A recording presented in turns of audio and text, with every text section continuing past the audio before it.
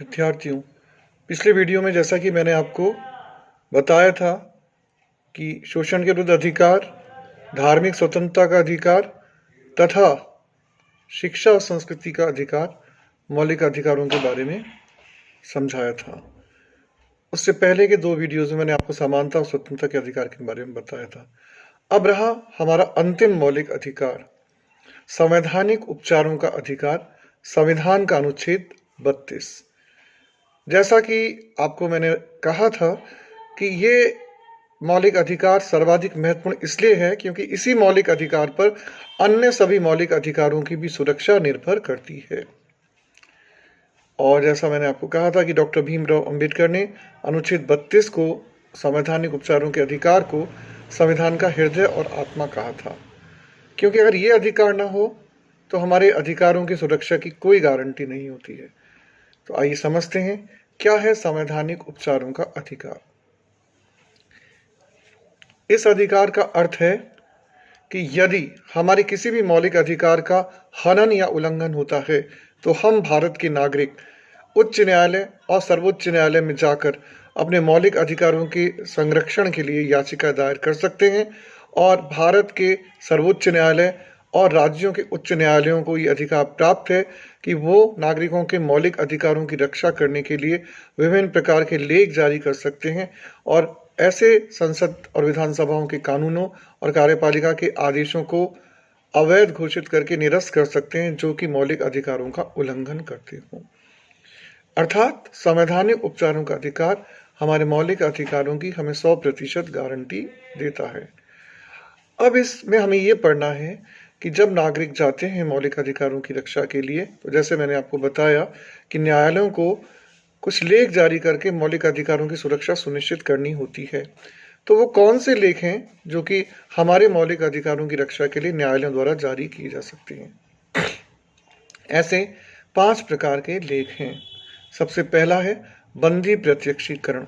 यदि किसी नागरिक को ऐसा महसूस होता है कि उसे अवैध रूप से बंदी बनाया गया है या उसे बंदी बनाए जाने में कानूनी प्रक्रिया पूरी नहीं की गई है या किसी व्यक्ति को निजी तौर पर किसी ने बंधक बना रखा है, तो ऐसा व्यक्ति स्वयं या उसकी ओर से कोई भी उसका शुभचिंतक न्यायालय में जा सकता है और बंदी प्रत्यक्षीकरण याचिका दायर कर सकता है।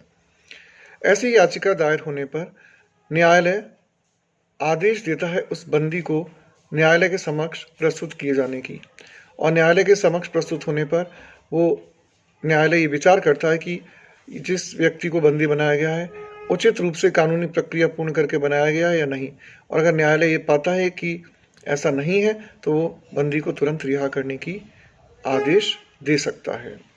तो ये तो हुई पहली याचिका या पहला लेख, बंदी प्रत्यक्षीकरण।